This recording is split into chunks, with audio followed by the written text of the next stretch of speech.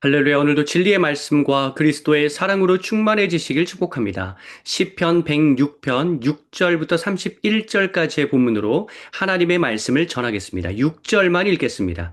우리가 우리의 조상들처럼 범죄하여 사악을 행하며 악을 지었나이다. 아멘. 이스라엘의 역사를 언급하면서 고백하는 시편은 총 4편으로 78편, 105편, 106편, 그리고 136편이며 각각의 특징이 있습니다. 오늘 본문 106편은 이스라엘의 역사를 회개에 초점을 맞춰서 서술합니다. 중심 문장이 앞에서 읽은 6절입니다. 악한 모습을 회개한다는 고백.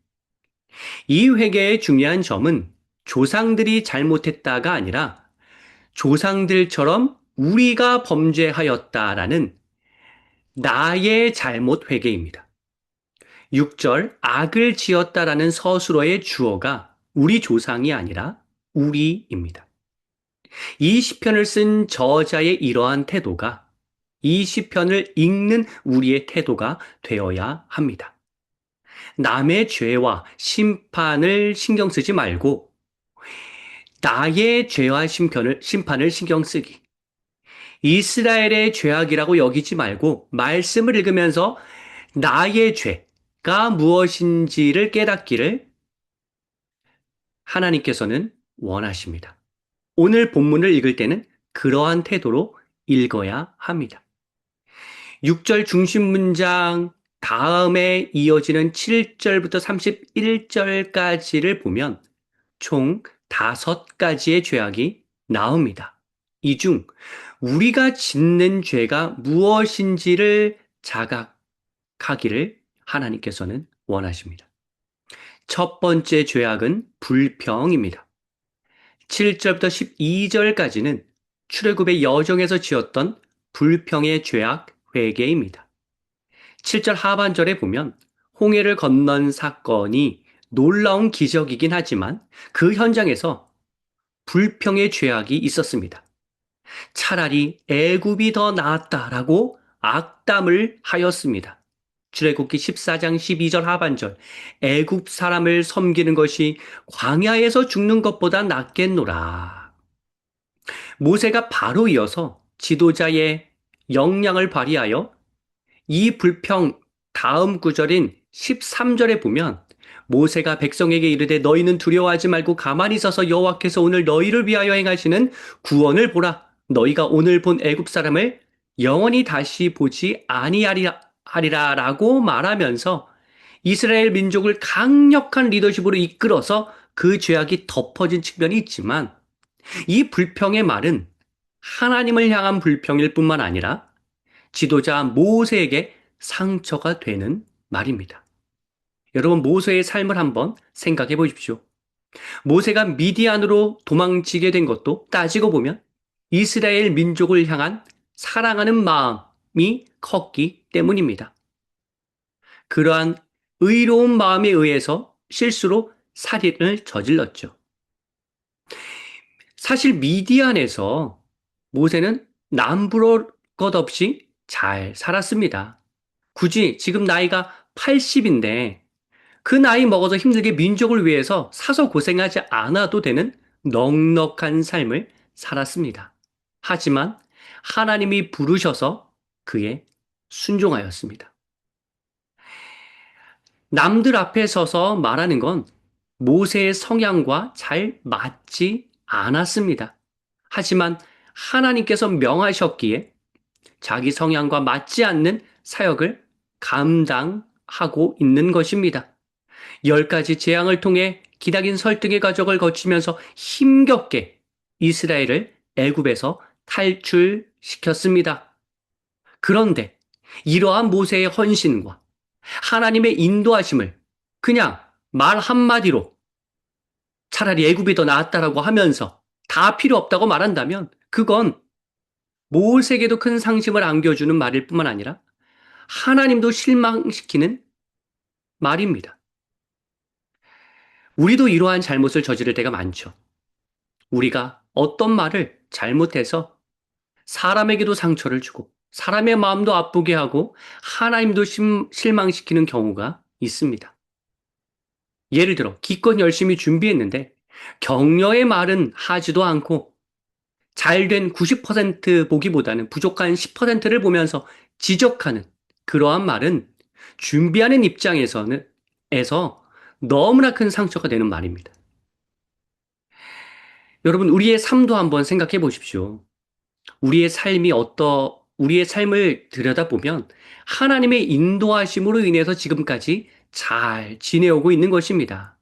우리가 지은 잘못에 비하면 이 정도의 삶은 정말로 하나님의 은혜와 자비로 인하여서 지금 인도되어지는 삶입니다. 그런데 조금만 뭐 잘못되면 그동안에 하나님께서 베풀어 주신 은혜의 생각은 안 하고 다 모두 잊어버리고 그 작은 일 때문에 하나님께 불평불만을 늘어놓고 있지는 않나요? 여러분, 생각을 좀 하고 말씀을 하셔야 합니다. 모세의 헌신을 기억하고 하나님의 인도를 이스라엘이 기억해야 했듯이 우리 역시도 사람의 헌신, 하나님의 인도가 얼마나 감사한지를 먼저 생각해야 합니다. 불평불만을 쏟아내려는 그 입을 다물어야 합니다. 9절에 그 은혜가 이어지죠. 홍해를 꾸짖는다는 표현이 나옵니다. 사실 불평하는 이스라엘이 꾸지람을 당해야 하는데 홍해를 꾸짖으셔서 건너게 하십니다. 이는 홍해를 꾸짖는다는 표현을 통하여서 이스라엘 너희의 잘못을 조금 넌지시 알았으면 좋겠다라고 하는 하나님의 마음 또한 담겨 있는 것입니다. 바다가 광야 같았다는 말은 고생의 광야를 뜻하는 것이 아니라 바닷길인데 마른 땅을 지나가는 것처럼 순탄하게 걸을 수 있었다는 의미입니다. 8절도 보면 불평하는 이스라엘을 나무라시기보다는 하나님이 얼마나 위대한 분이신지를 애굽 등에 알려지기를 바라시면서 소탐대실하는 것이 아니라 그냥 제가 만든 말인데 대탐소실, 작은 실수를 덮으시고 큰 비전에 따라 이스라엘을 구원하시는 그러한 놀라운 역사를 하나님께서 일으키십니다. 하나님은 어떠한 분이십니까? 사소한 실수를 이해해 주시는 분, 넘어가 주시는 분, 인내하시면서 올바로 우리가 스스로 수정하기를 바라시는 분, 기다려 주시는 분 아닌가요?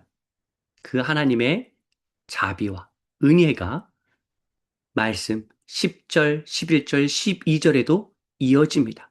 이 혼애를 건너는 사건에 하나님의 은혜가 얼마나 많이 드러나 있는지를 우리는 시편의 말씀을 통하여서 알 수 있습니다.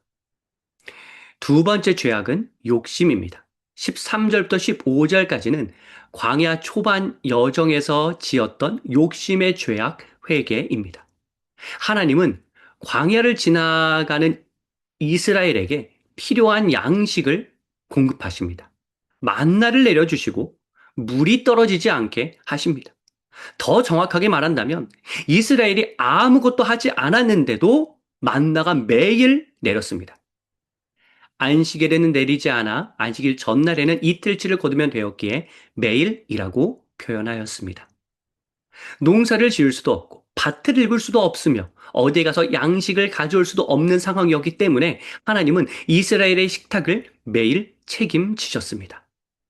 자, 내가 아무것도 하지 않았는데 공급해 주시니 이 얼마나 감사한 일입니까? 하지만 이스라엘은 감사는커녕 고기가 먹고 싶다고 더 욕심을 부렸습니다. 심지어 애굽에서 그렇게 고생했으면서 애굽에서는 풍족하게 먹었다고 왜곡된 기억으로 점철되어 있습니다. 민수기 11장 5절. 우리가 애굽에 있을 때에는 값없이 생선과 오이와 참외와 부추와 파와 마늘들을 먹은 것이 생각나거늘 당한 핍박은 생각 안 하고 가끔 먹었던 음식만 떠올리는 어리석은 이스라엘의 참상이 드러나고 있습니다. 여러분, 이 욕심을 내려놔야 합니다. 주의할 점이 있습니다. 욕심은 건강한 성취 욕구와는 구분되어야 합니다. 더 높은 자리에 올라가서 더 영향력을 행사하려고 하고 더 많은 돈을 벌려고 하는 것 자체가 잘못되지 않았고 모두 욕심이라고 할 수 없습니다.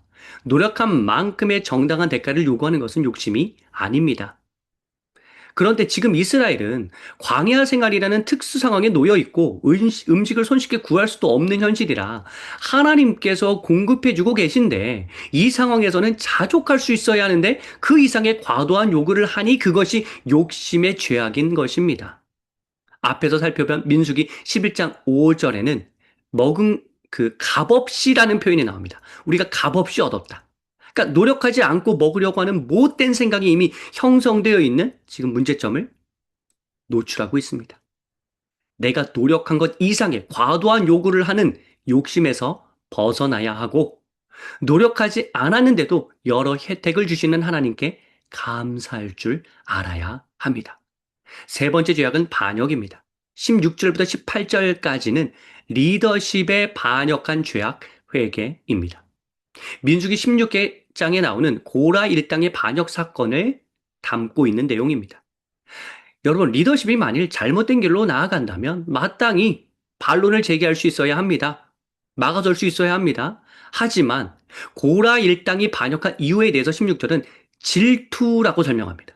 즉, 리더십이 잘못된 방향으로 나아가서가 아니라 너희만 리더십 역할을 하냐고 하면서 질투심에 휩싸여서 반역을 했기에 문제가 됩니다.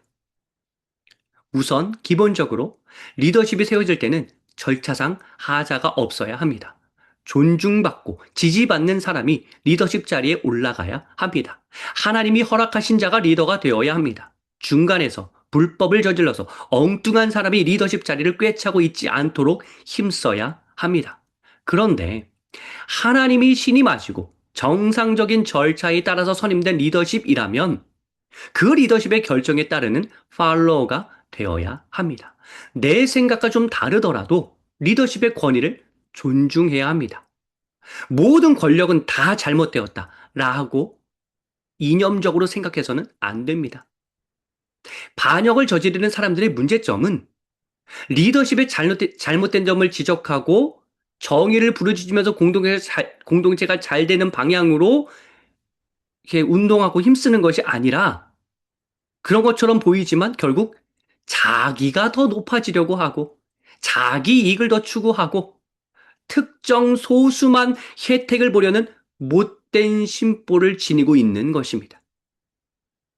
오늘 본문의 특징이 있다면 보통 우리가 고라 일당의 반역이라고 생각을 하죠. 그런데 오늘 본문에 보면 고라는 나오지 않고 다단과 아비람만 언급됩니다. 왜냐하면 고라는 반역 사건 이후 회개하여 정신을 차렸기 때문입니다. 그래서 민수기 26장 11절에 보면 고라의 아들들은 죽지 아니하였다라는 내용이 나옵니다. 고라 자손의 회개를 유추해 볼 수 있습니다. 사실 고라, 다단, 아비람 말고 또 하나의 인물이 이 반역에 가담했습니다. 민수기 16장에 보면 온이 등장합니다. 하지만 온은 민수기 16장에 한 번만 나오고 바로 사라집니다. 이는 온은 즉각적으로 반역의 자리에서 마음을 돌이켜서 거기에 가담하지 않았기 때문입니다. 우리 인간의 본성은 악해서 반역의 쓴 뿌리를 누구나 가지고 있습니다. 하지만 온처럼 고라처럼 그 마음을 다스려서 공동체의 질서를 와해하는 반역의 모습을 보여서는 안 됩니다. 정상적으로 선발된 리더십이라면 따라야 합니다. 그것이 하나님 질서에 부합하는 삶입니다. 네 번째 죄악은 우상숭배입니다. 19절부터 27절까지는 하나님께 반역한 우상숭배의 죄악 회개입니다. 19절부터 23절까지 한 단락이고 24절부터 27절까지가 한 단락인데 또 다른 단락인데 끊어서 보겠습니다. 먼저 19절부터 23절까지는 출애굽기 32장의 내용인데 모세가 내려오지 않으니 불안한 마음에 금송아지 신상을 만들어 그 우상에 절합니다. 여러분, 우상 숭배에 빠지게 된 이유가 무엇인가요? 하나님의 음성이 더디 오니 기다리지 못하고 우상에게로 향합니다. 우리가 짓는 우상 숭배의 잘못과 비슷하죠. 우리도 기도하면서 하나님의 음성이 잘 들리지 않으면 다른 곳에 기웃거립니다. 다른 종교 찾아가고, 다른 사람 찾아가고, 심지어 점쟁이 찾아갑니다. 여러분, 하나님의 음성이 들리지 않는다면 그 이유를 생각해야 하지 않을까요?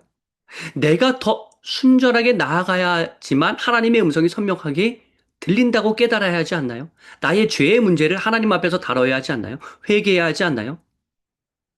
하나님의 때가 아직 되지 않아서 기다리라고 하나님께서 침묵하고 계신 것은 아닌가요? 이처럼 하나님께서 침묵으로도 말씀하실 수 있으니 그것도 이해하는 게 아닌가요? 그런 여러 가지 신앙적인 생각을 해야 하는데 잘 안 들린다고 해서 다른 대안으로 그렇게 쉽게 빠져버린다면 그건 반석 위에 세운 신앙이 아니라 모래 위에 세운 쉽게 무너지는 신앙, 잘못된 신앙인 것입니다. 이 우상숭배를 제가 가정으로 좀 확대해서 설명해 보고 싶습니다. 여러분, 만일 여러분의 자녀가 마음에 안 들면 다른 자녀로 바꿔치기 하려는 생각을 혹시 하시나요? 보통은 어떻게 해서든지 자녀가 바르게 성장하려고 도우려고 하시죠. 그런데 만일 내 배우자가 마음에 들지 않으면 어떻게 하시나요? 너무 쉽게 바꿔치기 하려고 하지는 않으시나요? 부부 내에서 문제를 하려고 얼마나 노력해 보셨나요? 물론 큰 문제에 직면해서 어쩔 수 없는 상황도 있을 수 있습니다. 하지만 일반적인 갈등이라면 부부 내에서 해결하려고 해야 하는데 그냥 아예 다른 것을 기대서 해결하려고 하는, 다른 사람을 기대서 해결하려고 하는 그 우상숭배의 쓴뿌리가 가정에도 그렇게 영향을 주고 있지는 않나요? 하나님과의 관계도 마찬가지입니다. 하나님께 응답이 잘 오지 않는다고 해서 하나님 다른 신으로 바꿔치기 할 생각도 하면 어떡하나요? 다른 것에 중독되고, 다른 사람 의지하고, 다른 신 의지하고, 점쟁이 의지하고, 그런 식의 우상숭배의 쓴뿌리를 우리는 제거해야 합니다. 24절부터 27절까지의 내용도 이러한 맥락입니다. 민수기 13장 14장에 나오는 가나안 정탐 이야기가 이 24절부터 27절까지의 내용인데 환경만 보고 가나안 땅 정탐하면서 그 환경만 보고 하나님을 끝까지 신뢰하지 못하는 잘못을 이스라엘은 저지릅니다. 하나님이 가나안 땅을 주시기로 약속하셨다면 아무리 그 땅 주민들이 강성해 보이더라도 하나님께서 반드시 주신다고 믿어야 하는데 그냥 그 환경만 보고서 하나님을 떠나고 하나님을 신뢰하지 못하고 하는 잘못을 이스라엘은 저지르고 있습니다. 하나님을 믿고 전략을 수립해야 하는데 하나님은 불신하는 말을 계속해서 내뱉으면서 사람들을 주동하고 선동합니다. 하나님 못 믿게. 여러분, 하나님의 음성이 더디 올 수 있습니다. 하나님이 약속하셨지만 현재의 모습은 정말로 절망적이게 보일 수도 있습니다. 아무것도 이루어지지 않을 것처럼 척박해 보일 수 있습니다. 하지만 하나님을 끝까지 믿고 우상에게 향하라는 마음을 접고 다잡고 계속해서 하나님을 신뢰하며 나아갈 때 유일하신 하나님만을 의지하며 나아갈 때 다른 대안을 생각하지 말고 하나님만 계속해서 믿고 나아갈 때 놀라운 역사가 일어날 것입니다. 다른 곳으로 향할 수 있다는 옵션 자체가 있다는 사실을 생각하지 말아야 합니다. 다른 길은 없습니다. 다른 길을 찾지 마십시오. 그 길은 더 고통스럽습니다. 하나님 안에 있기에 그나마 우리가 안전하게 살아갈 수 있다는 사실을 다른 길로 향하지 않고도 깨달을 수 있어야 합니다. 그것이 지혜입니다. 끝으로 다섯 번째 죄악은 성적 타락입니다. 28절부터 31절까지는 광야 후반 여정에서 지었던 성적 타락의 죄악 회개입니다. 바알볼 사건이 나오는 민수기 25장의 내용을 담고 있습니다. 민수기 25장 1절 이스라엘이 시딤에 머물러 있더니 그 백성이 모압 여자들과 음행하기를 시작하니라.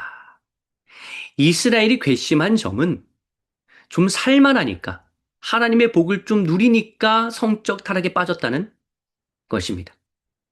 성적 타락의 범죄가 나오는 민수기 25장 앞부분을 보면 민수기 21장 아모리 왕 시온과 바산 왕 옥을 무찌르는 승전보가 울려 퍼집니다. 하나님이 승리하게 하셨습니다.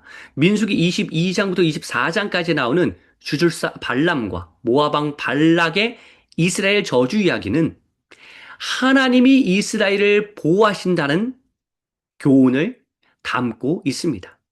제가 이 민수기 22장부터 24장까지가 왜 하나님의 보호하심을 나타내는지는 영상으로 짧게 촬영한 그 자료가 있어서 그거 올려드리겠습니다. 여러분, 하나님이 선대해 주시면 더 잘 순종해야 하지 않나요? 그런데 등 따시니 딴 마음을 품습니다. 여유가 생기니 음행을 저지릅니다. 여러분, 이를 우리가 반면교사 삼아서 우리가 늘 경계하는데 우리 삶에 여유가 있을 때, 시간적 여유가 있을 때, 물질적 여유가 있을 때 더 조심해야 합니다.